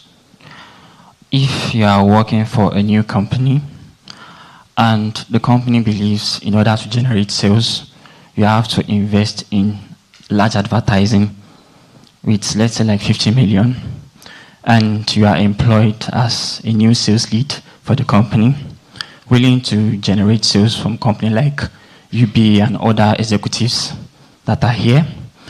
If you would want to come for a corporate visit, how can you convince your CEO that you can actually get the job done by getting a corporate invite from companies like UBA and other executives to actually generate sales for your company, specifically if you have a monthly target like 50 million naira monthly? Thank you. Thank you very much, Tohir, for that question. So, to the first question,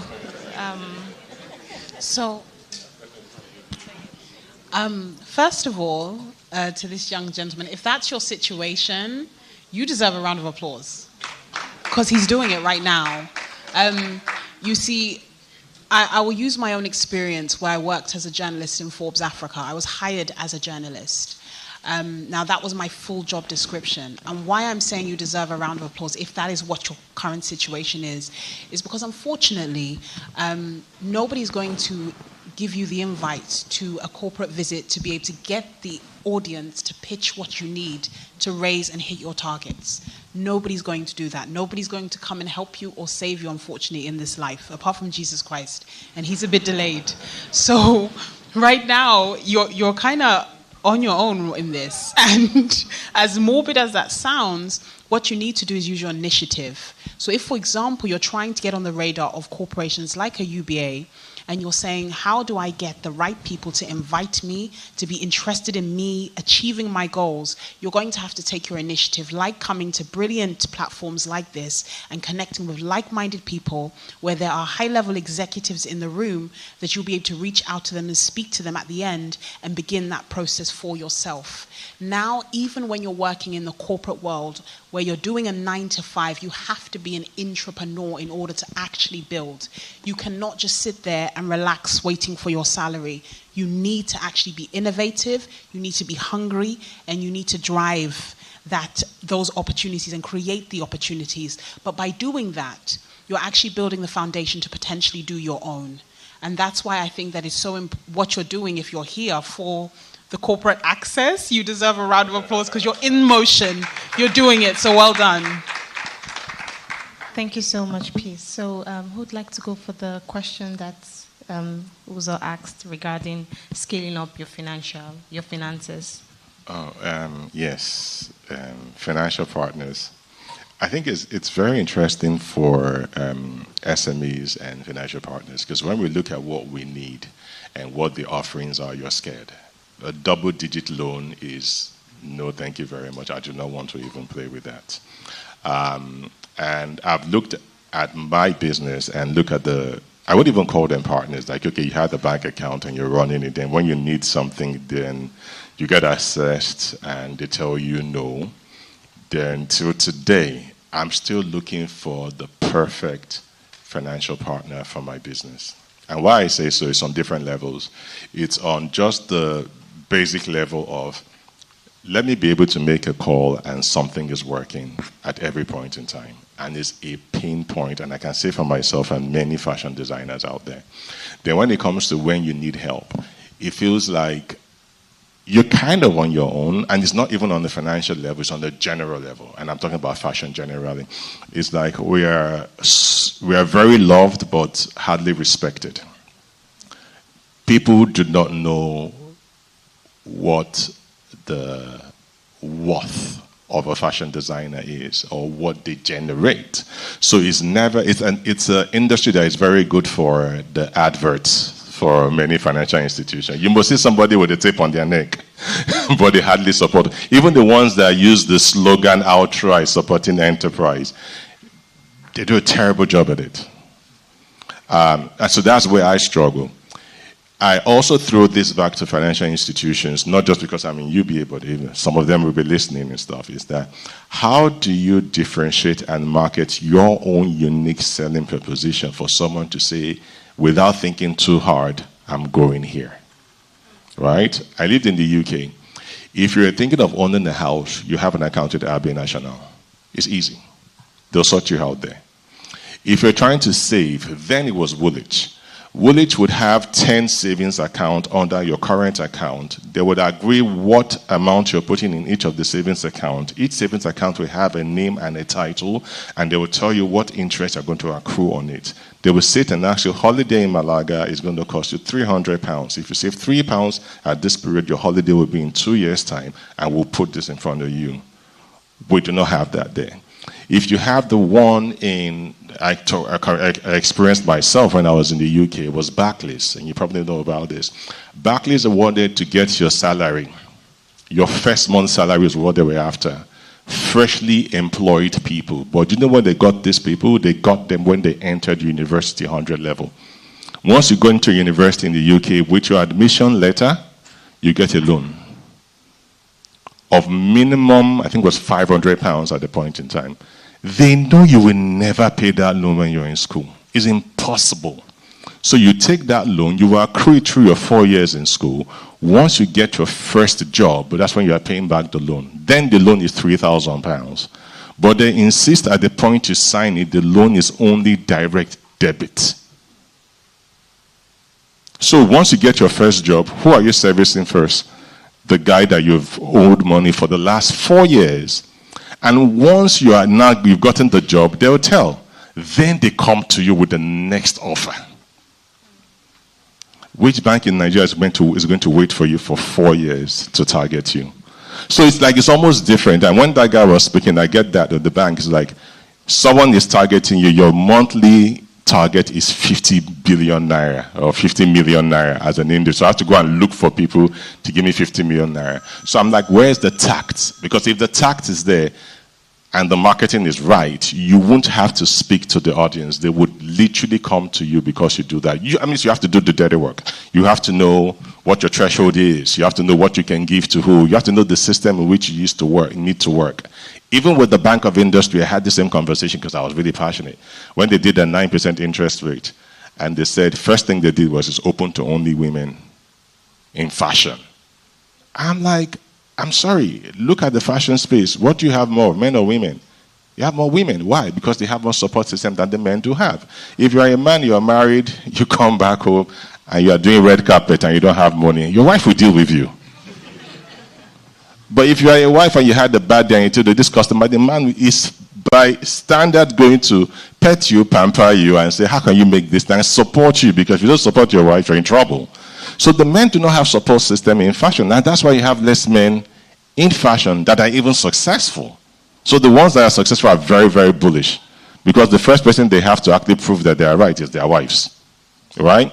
So, and that's what you had. So I fought that thing and they opened it to men and women. And when you finally got through, it wasn't even cash. They were going to buy you sewing machines. They were going to have, I'm like, that's not the problem. So I think that's where the problem is. And I think anybody that cracks it's probably not a big size of price for the banking industry. Because when you look at it, how many designers are you? If we put this more, what's the return on it? This is really small. So let's follow the guys in oil, or even Nollywood is even more interesting in this. And I get that, So we're being very realistic on the table. But if people want to think about partnership, and it's a good thing we're talking about that now, and use these guys as a platform beyond just the financial part, but to tell a story of growth and partnership through a period to that period, I swear that the creative industry is waiting for that institution because it hasn't really clicked. So that's my own. So I am searching, by the way. I'm searching for that perfect partner. Thank you so much, Mai Atafo, for that very insightful thoughts.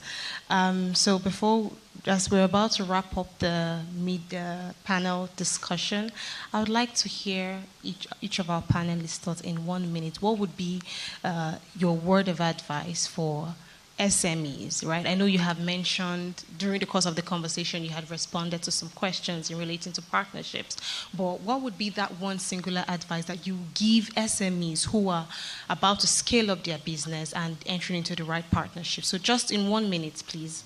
Thank you.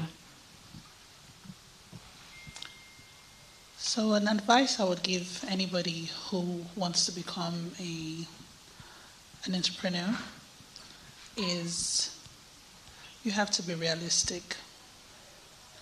You can't lie to yourself and go into business. There is no way that you can deceive yourself and succeed. You have to be realistic about what you're doing. We've talked about partnerships. You have to be realistic that your goals are aligning. We're talking about funding. Are your books ready? Because a lot of people always say, "Oh, there's no fund, there's no," but are you really ready to receive those funds? Can you handle it? And then we've talked about red flags. You have to be realistic about who you're actually willing to work with. Is it worth it, or is it going to pose a risk for your business and end you entirely?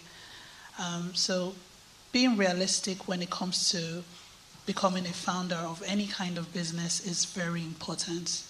You don't want to be in debt. You don't want to put yourself in a tight corner. You don't want to set unrealistic goals for yourself that will end up frustrating you to a point where you're even looking at quitting. So be realistic when you want to go into a business.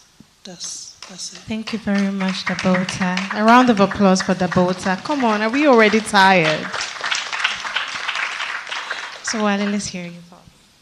Okay, so you want me to do it in 1 minute? It's very hard, but I'll try and do whatever I can do in 1 minute. So you want to do business. When people come to me and say, oh, they're doing business or they want to do business, the first question I ask them is, why do you want to do business? In fact, if I'm going to give anybody any advice, don't do business. No. You want me to be real, right? Okay, so why do you want to do business? Because you see, that why in itself, that is what will sustain you throughout the business journey. And you must be clear. You must be clear with what exactly you want to achieve. You know, many people start business these days, or they are doing a business because they see somebody succeed at it. They are excited about it. Excitement doesn't build business. Does not. See, your business will start from startup, which is the proof of concept. The fact that, see, business is simple. It's not very complicated. It's either product or service. There's nothing else outside of it. Product, who are those who need your product? Is your product relevant? Is your product something that they need? And you have to, you are doing business, you have to be thinking about how can I improve this product? How can I improve this service? And business is not sentiment. Don't be nice when you are doing business. It's either you eat somebody or they eat you. Which one do you prefer? Some of you might prefer to be eaten. You are very nice. You want somebody is killing your market share. So you can't be nice when you are doing business. You have a sector that you are operating in. Be the giant. See, I said I can't do this in 1 minute, but so just don't let me start. Start up to growth, to scale.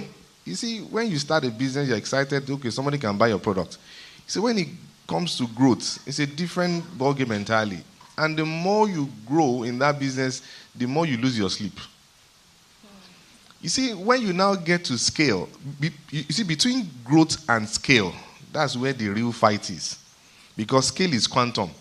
Growth might be 1 to 2, 2 to 4, whatever. But you see, scale is, you're not doing it, you're gaining relevance, now you want to scale it, you want to do 10x of what you used to do before. And trust me, you will need every strength at that point. And everything you do between growth and scale, when you scale, something will test it, which is the stability phase, what you've built. Something will try to destroy your business. If you can survive it, that's when you move to sustainability and you start it again. But you must keep that startup energy every time that you're in business. So if you want to do business, just do it, but understand your why. That's where I started from. Understand your why you want to do it, so that every time you are discouraged, every time you face a challenge, every time you go back to your why. And that why is what will sustain you all throughout the business journey. Thank you. Thank you very much, Wale. I think that in the media, you have to understand that you're fighting for the attention economy. And what that means is everything you do has to be unique. It has to be true to who you are. And your only power is true authenticity. I keep saying that word, but it is really the case. And what you create is your fingerprint that you're sharing with the rest of the world. And what will resonate with people is how original and how unique that is. So you have to have tunnel vision when you're in the creative world, and try not to be distracted by what's going on your left and the right. You can learn, but when it's time to execute, make sure it's original and unique to you, and be unapologetic about it. And if you don't believe in yourself, nobody else will. If you don't sell yourself, nobody else will buy or know that you're even available to be purchased. And if you don't make sure that you are giving value, quality, and you are functioning with integrity and high level of commitment to what you're doing, this is a temporary shot in the dark that will not bear any fruit. So the long game requires authenticity, and it requires the correct character, morals, values, and all of that to make sure you're in it for the long run, but more importantly, that you are able to connect with your audience and build a product that is bigger than anything you could imagine. Thank you so much, Peace. Thank you so much. So, Mai, let's hear from you before we call it a close. I think for my industry, it's quite easy. Everybody's already doing everything you want to do. So there's really nothing new you can do. So what you need to do is figure out those that are doing what you want to do and benchmark against them and try to do it differently from how they have done it. Use them as examples. If you want to go into fashion, pick the segment of fashion you want to play in and make sure it is the one that fulfills you. If you want to be the one that just wants to show off colors and designs, know that you probably will be hungry, but your colors and designs will be seen. If you want to be the one that wants to make a lot of money, there's a market there. You know, there's a market in Nigeria for badly made clothes at cheap prices. And you make billions. Poorly made clothes, cheap prices, you know, you'll make a lot of money. So you have to decide on what you want to do. So if you're looking for money, you know what you have to go into. So you have to understand beyond what your interest is to know where you want to play in the fashion industry. There's someone that's doing what you're doing locally. There are more people doing it internationally. Just pick one person and study those people. I don't think that a lot of SMEs do research enough. They understand as far as their nose. And that's really bad. Very, very, very bad. You need to do what I call inquisitive learning. I always say this, and I will end with this. Imagine that everything every panelist has told you today is a lie. And we all were bullshitting. Just imagine that for a second. And what's the only way to find out? Research. So if you go and research, now realize that, okay, that's true. That's true. And if you research, that means you're learning a little bit more. But if you're going to take it on face value and go like, word. I've been on panels and I've said things, and 5 years I'm like, did I really say that? That is crap. Right? Because I've grown. Do you get what I mean? So it's very important that you imagine that, and I do that a lot. Imagine whatever I hear on the news, whatever people tell me is a lie, and I go and research, and I'm like, okay, that's actually kind of true. Okay? Thank you. Thank you so much. A round of applause for our panelists. Oh, okay. So I just wanted to add that when you're starting out a business, a lot of times when people want to start a business, they're actually looking at people that have done it and have achieved successful outcomes from what they're doing.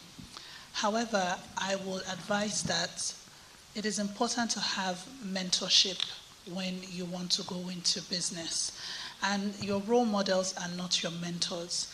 A lot of people tend to mix up both people.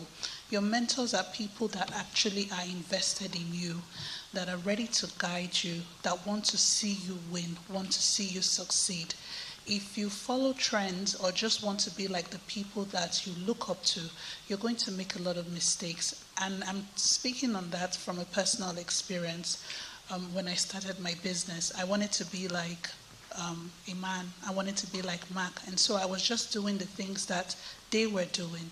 It was until I started to understand the difference between a role model and a mentor and I started to experience what it means to have quality mentors in my life, that my business, took a different turn. So mentorship is very important. I know you may be looking up to your bosses in the office, but they're probably your role models or people you admire. You need mentorship when you want to start a business. It's really important and can really change the trajectory of your business. Thank you.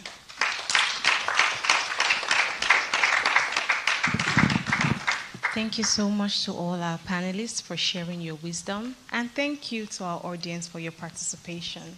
If there are a few things that we've taken away from this conversation today, is that when you're entering into partnerships, be clear about what you want from that partnership, and then you also partner with people whose vision align with your own goals.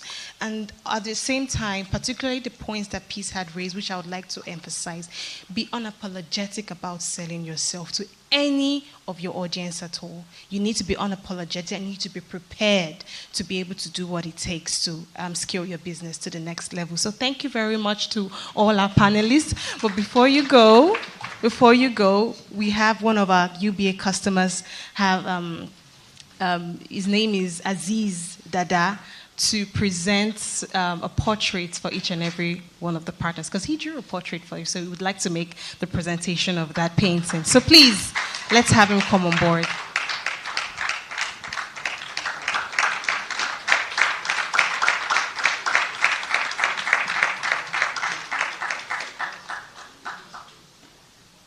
Okay. Yes. Thank you. No, hold on. So you present to each of them and they will take a picture after each presentation. Do I smile? All right, thank you.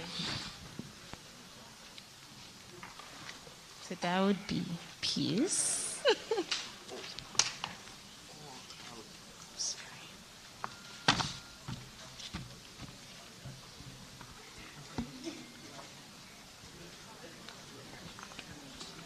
Thank you very much.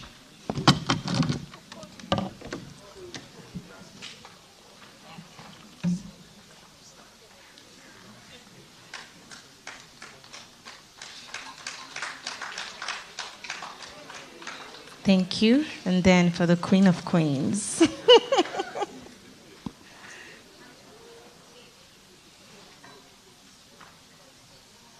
All right.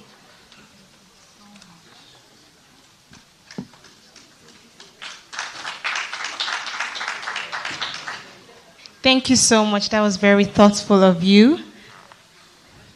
Yes.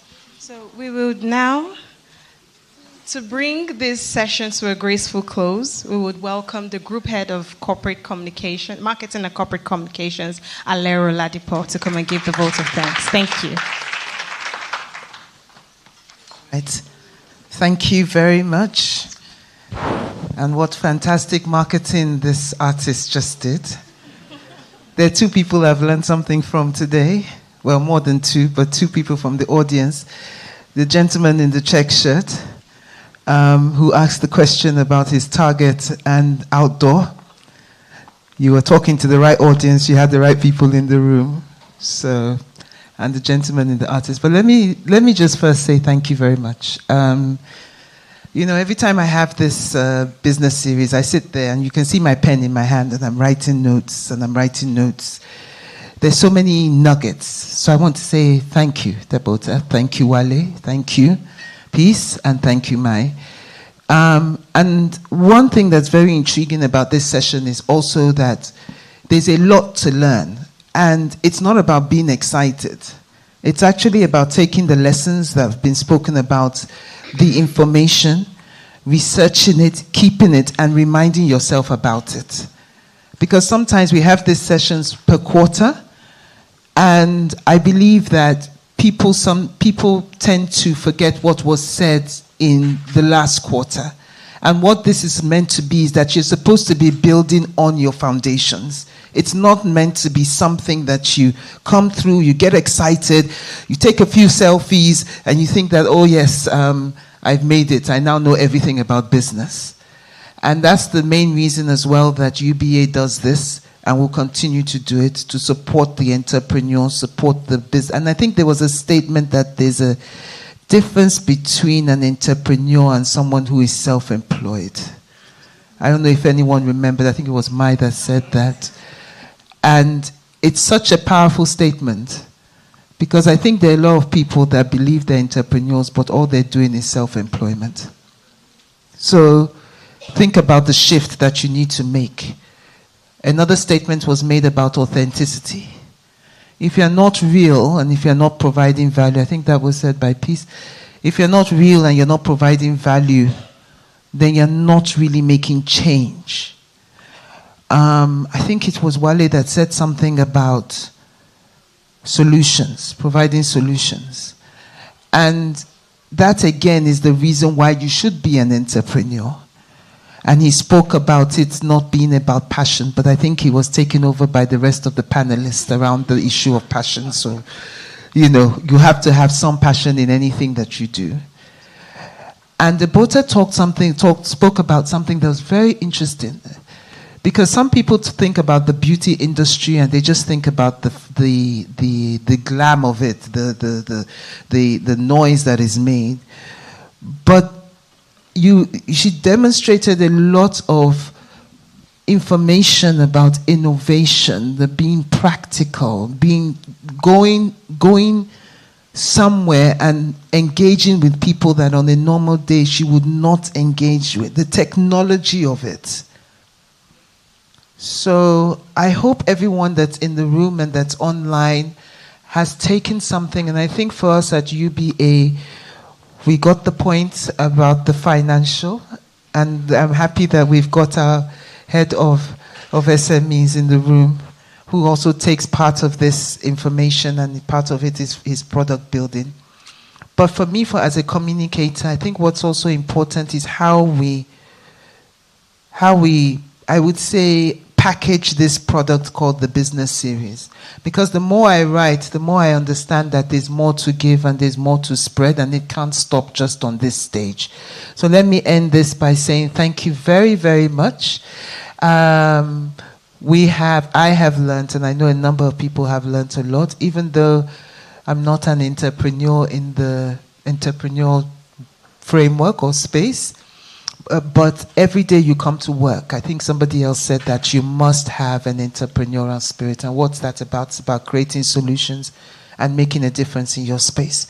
So thank you, ladies and gentlemen. I hope you enjoyed sharing with us today. I hope you enjoyed being here. And I wish your businesses all success. Thank you very much.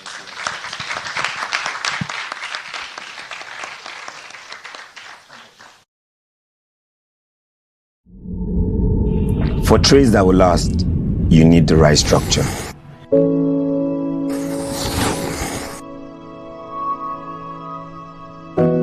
For a business that will work, you need the right support.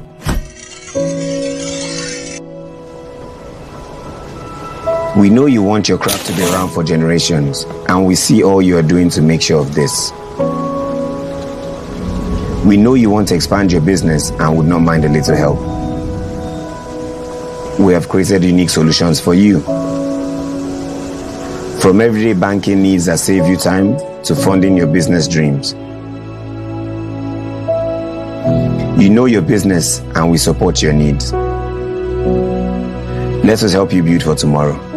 Open an SME account today.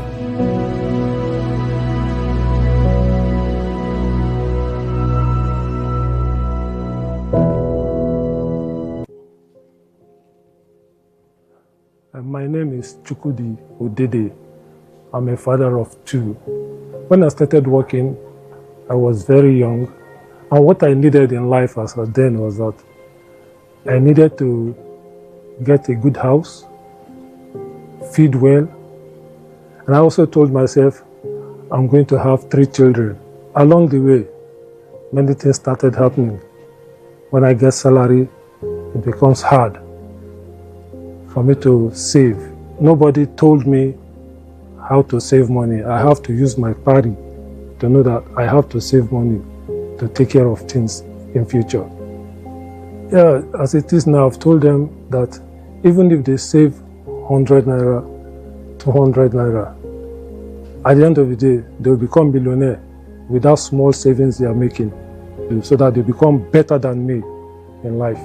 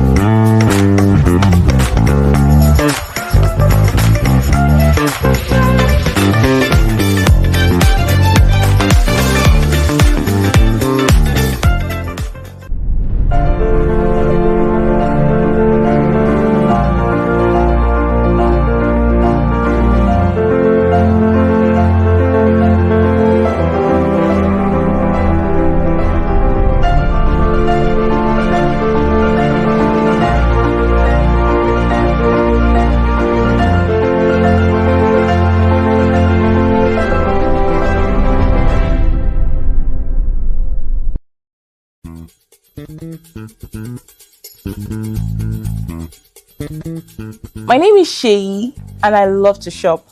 I love to shop so much. Bags, hair, shoes, perfumes, name it. I shop so much that it has eaten deep into my savings.